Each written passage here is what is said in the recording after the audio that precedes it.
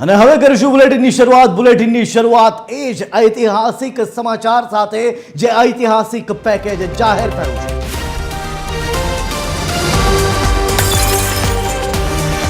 રાજ્ય સરકારે ખેડૂતો માટે ઐતિહાસિક રાહત પેકેજ જાહેર કર્યું છે। કુલ 10,000 કરોડ રૂપિયાનું રાહત પેકેજ જાહેર કરાયું છે। પૂરી સંવેદનાની સાથે રાહત પેકેજની જાહેરાત કરવામાં આવી ત્યારે સરકાર ખેડૂતોના પડખે ઊભી છે। ખુદ મુખ્યમંત્રીએ કહ્યું છે અન્નદાતાઓની સહાય માટે સરકાર પ્રતિબદ્ધ હોવાની વાત કરી। 42 લાખ હેક્ટરથી વધુમાં પાકને નુકસાન થયું હોવાની વાત તેમણે સ્વીકારી અને સાથે જ 15,000 કરોડથી વધુની જણસીની ખરીદી કરાશે એમ પણ કહ્યું। ત્યારે સૌથી પહેલા મુખ્યમંત્રી દ્વારા જ્યારે આ જાહેરાત કરવામાં આવી એ સમયે તેમણે શું કહ્યું એ સાંભળી લઈએ। ગુજરાતમાં ગત 2 દાયકામાં ન થયો હોય એ પ્રકારનો અસાધારણ કમોસમી વરસાદ આ વર્ષે થતાં રાજ્યના વિવિધ જિલ્લાના ખેડૂતોના પાકોને મોટું નુકસાન થયું છે। આ સંદર્ભે મેં તથા મારા સાથી મંત્રીઓએ જુદા જુદા જિલ્લાઓમાં જઈને અસરગ્રસ્ત ખેડૂતોની સાથે પ્રત્યક્ષ વાતચીત કરીને તેમની સ્થિતિ જાણી હતી। કુદરતી આપત્તિની આ ઘડીમાં ધરતીપુત્રોની વ્યથાને સમજીને રાજ્ય સરકાર પૂરી સંવેદનાથી તેમની પડખે ઊભી છે। રાજ્યભરના ખેડૂતોના પાકને થયેલા વ્યાપક નુકસાન સામે તેમની લાગણીઓને ધ્યાને રાખીને રાજ્ય સરકાર દ્વારા ધરતીપુત્રો માટે રૂપિયા આશરે 10,000 કરોડના રાહત સહાય પેકેજની જાહેરાત કરું છું। આ ઉપરાંત રાજ્ય સરકાર 9 નવેમ્બરથી ખેડૂતો પાસેથી ટેકાના ભાવે આશરે 15,000 કરોડથી વધુના મૂલ્યોની મગફળી, મગ, અડદ અને સોયાબીનની ખરીદી પણ કરવા જઈ રહી છે। અન્નદાતાઓની આર્થિક સુખાકારીની ચિંતા પોતાના માથે લઈને રાજ્ય સરકાર તેમની સહાયતા માટે હંમેશા પ્રતિબદ્ધ હતી, છે અને રહેશે તેવો વિશ્વાસ આપું છું। એટલે મુખ્યમંત્રી ખૂબ જ સરસ શબ્દોમાં એમ કહેતા પણ જોવા મળ્યા કે પૂરી સંવેદના છે અને એ જ સંવેદનાની સાથે આ રાહત પેકેજ જાહેર કરવામાં આવ્યું છે। ત્યારે આ જ મામલે વિસ્તારથી વાત કરવા માટે મારી સાથે જોડાઈ રહ્યા છે મારા સહયોગી સંજય। સીધા જઈશું સંજય પાસે। સંજય, આપની પાસેથી જાણવા માંગીશ કે મુખ્યમંત્રી સ્વીકારી રહ્યા હતા 42 લાખ હેક્ટરથી વધુમાં નુકસાન થયું છે અને એ નુકસાનને આવરી લેવા માટે જ અત્યાર સુધીનું કદાચ કહી શકાય કે રાજ્યનું સૌથી મોટું રાહત પેકેજ જાહેર થયું છે અને એ છે પૂરા 10,000 કરોડ રૂપિયાનું। સંજય, બિલકુલ જે રીતે તમે કહ્યું એ રીતે ડે 1થી એટલે કે કમોસમી વરસાદનો માર, આ માવઠાનો માર જે રીતે થયો અને ખેડૂતોનો પાક જે રીતે પાયમાલ થયો અને જે રીતે કહ્યું કે 42 લાખ હેક્ટર જમીનની અંદર ખૂબ મોટો વિસ્તાર કહેવાય જાય, જેની અંદરના મગફળી, તેલબિયા અને કપાસના પાકને ભયંકર નુકસાન થયું છે।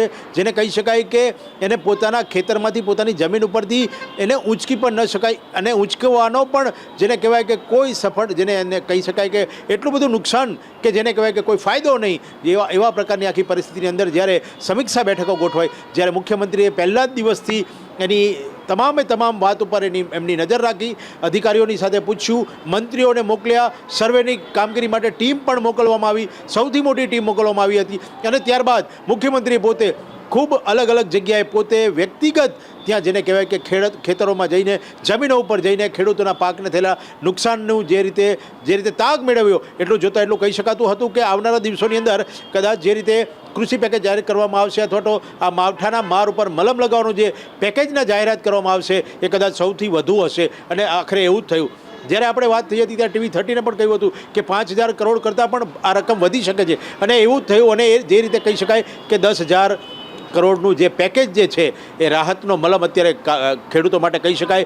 છેલ્લી સમીક્ષા બેઠકની અંદર મુખ્યમંત્રીએ ખૂબ ઝડપી, જેને કહેવાય કે આ નિર્ણય લેવો ખૂબ અઘરો હતો જઈ, કારણ કે સર્વેની કામગીરી હતી, સર્વેનો રિપોર્ટ આવે, એક ખેડૂત સાથેની વાતચીત થાય, પોતે પણ જે રીતે મળ્યા હતા, જે રીતે તાગ મેળવ્યો હતો, જમીન કેટલી, ઉત્પાદન કેટલું, કયા ઉત્પાદનમાં કેટલું નુકસાન છે, આ તમામ વસ્તુનો જે આખો એક રિપોર્ટ તૈયાર થયો અને એ રિપોર્ટ બાદ સમીક્ષા બેઠક થઈ અને સમીક્ષા બેઠકની અંદર નિર્ણય લેવાયો અને જે રીતે 10,000 કરોડનું પેકેજ જાહેર કરવામાં આવ્યું એટલું કહી શકાય કે આ કામગીરી જે રીતે ચાલી છે, હવે આ સહાય ખૂબ ઝડપી રીતે પહોંચે એટલું તમામ રાજ્યના ખેડૂતો કદાચ જે એની માંગ કરી રહ્યા હોય અને એવું ઈચ્છી રહ્યા હોય એવું લાગે છે અને કદાચ આવનારા દિવસોમાં ખૂબ ઝડપી આ તમામને સહાય પહોંચે આ પ્રકારની કદાચ કામગીરી શરૂ થશે.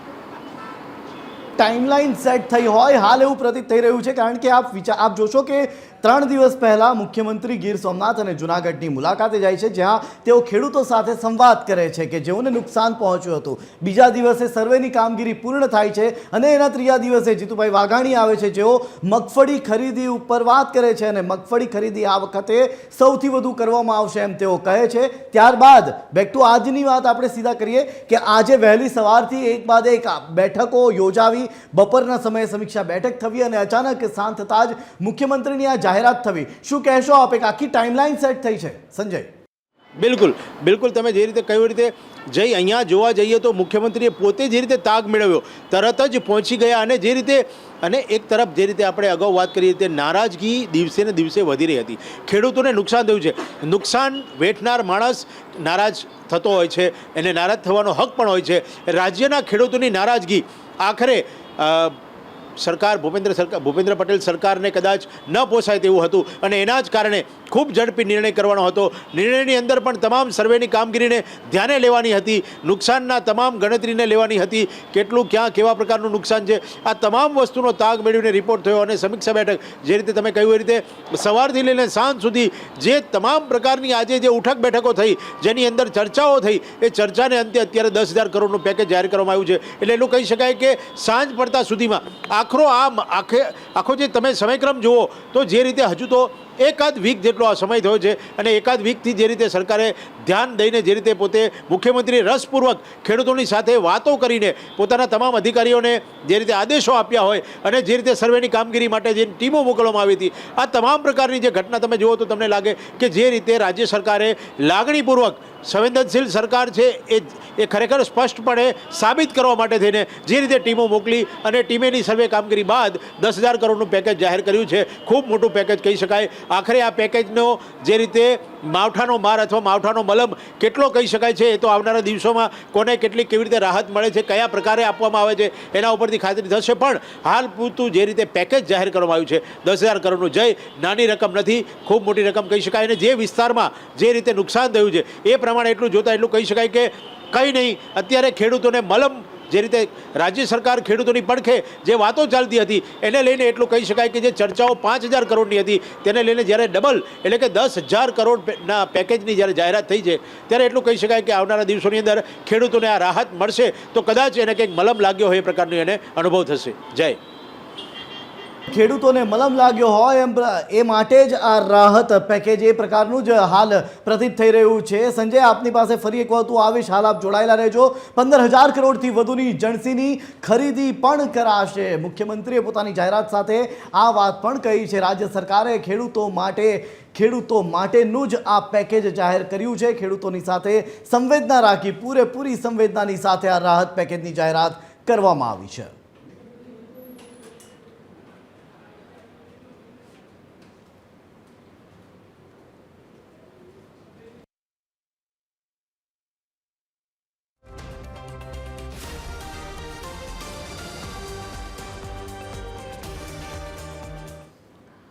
તો આપણે સીધા જઈશું અમરેલીથી અમારા સંવાદદાતા પરેશ જોડાઈ રહ્યા છે આપણી સાથે. પરેશ, આપની પાસેથી એ જાણવા માંગીશ, આપની સાથે પાલ આંબલિયા પણ જોડાયા છે, ખેડૂત આગેવાન જે છે. સીધા હું ઈચ્છીશ કે તમે તેઓની સાથે વાત કરો, કારણ કે હાલ જે આ રાહત પેકેજ જાહેર કરાયું છે અંગે તેઓની પ્રતિક્રિયા શું છે. સૌથી પહેલા આપણે એ જાણવાનો પ્રયત્ન કરીશું. પરેશ. જી બિલકુલ, જે સરકાર દ્વારા અત્યારે પેકેજ જાહેર કરવામાં આવ્યું છે, જો કે અમરેલી શહેરના જે ખેડૂતો પણ આપણી સાથે જોડાયા છે અને મહત્વની વાત તો એ છે કે પાલ આંબલિયા જે છે તે આપણી સાથે જોડાયા છે. આપણે એની સાથે સીધી વાત કરીશું કે ખેડૂતોને માટે જે સરકારે જે પેકેજ જાહેર કર્યું છે, મુખ્યમંત્રીએ ટ્વીટ કરીને જે જાહેર પેકેજ કર્યું છે, ત્યારે એમની સાથે જ આપણે સીધી વાત કરીશું કે ખેડૂતોના જે પાક નુકસાન થયા છે અને હાલ અત્યારે સરકારે પેકેજ જાહેર કર્યું છે, શું કરશે? મારે ન્યૂઝ TV 13 ના માધ્યમથી એટલું જ કહેવું છે કે હમણાં હું અલગ અલગ ચેનલોમાં ફોનો આપતો હતો અને એમાં ભાજપના પ્રવક્તાઓ ઉછળીને કૂદીને એવા કહેતા હતા કે ઐતિહાસિક પેકેજ આપવામાં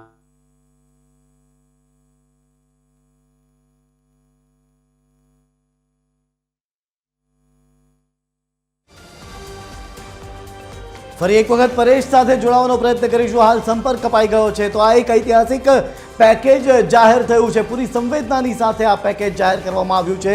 સરકાર ખેડૂતોના પડખે ઊભી છે અને એનું જ આ ઉદાહરણ છે કે 10,000 કરોડ રૂપિયાનું પેકેજ, રાહત પેકેજ જાહેર કરવામાં આવ્યું છે.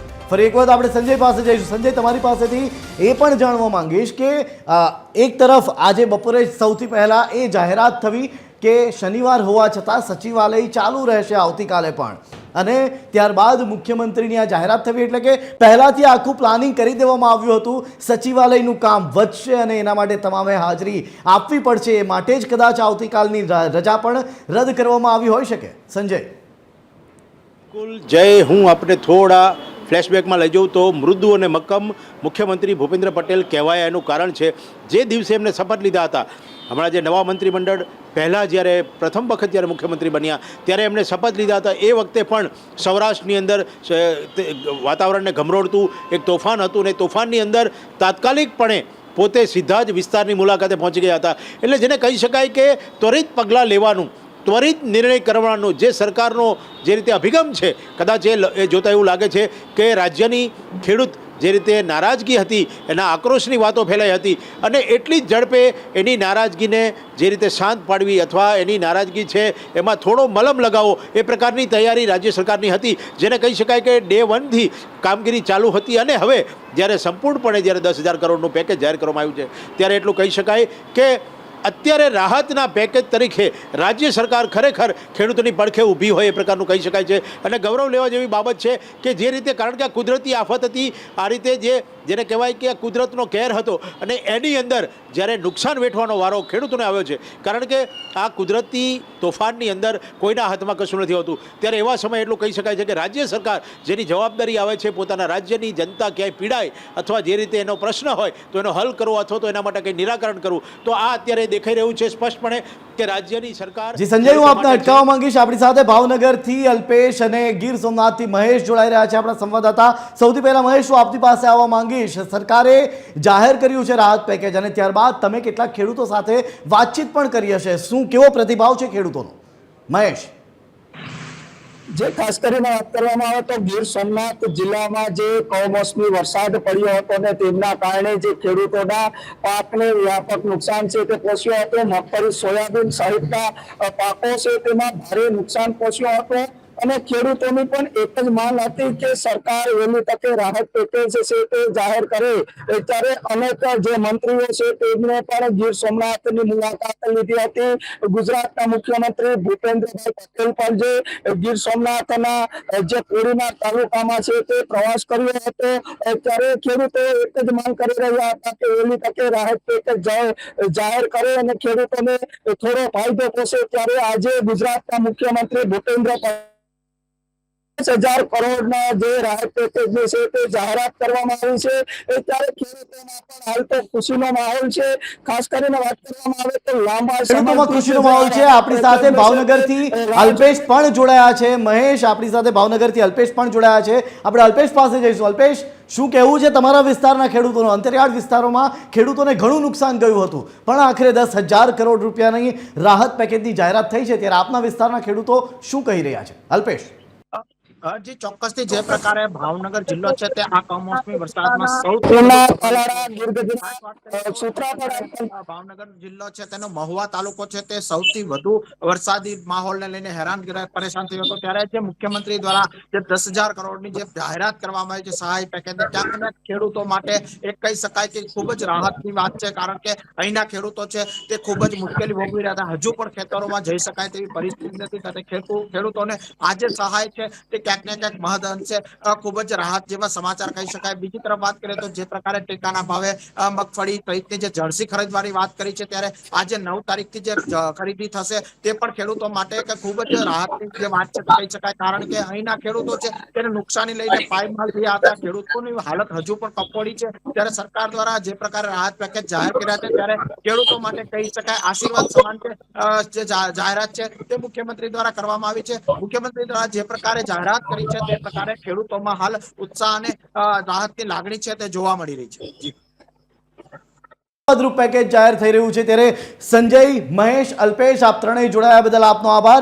હાલની જો વાત કરવામાં આવે, સરકાર દ્વારા 10,000 કરોડના રાહત પેકેજની જાહેરાત કરી દેવાઈ છે। અન્નદાતાઓને સહાય કરવા માટે સરકાર કટિબદ્ધ અને પ્રતિબદ્ધ હોવાની વાત ખુદ મુખ્યમંત્રીએ કરી છે।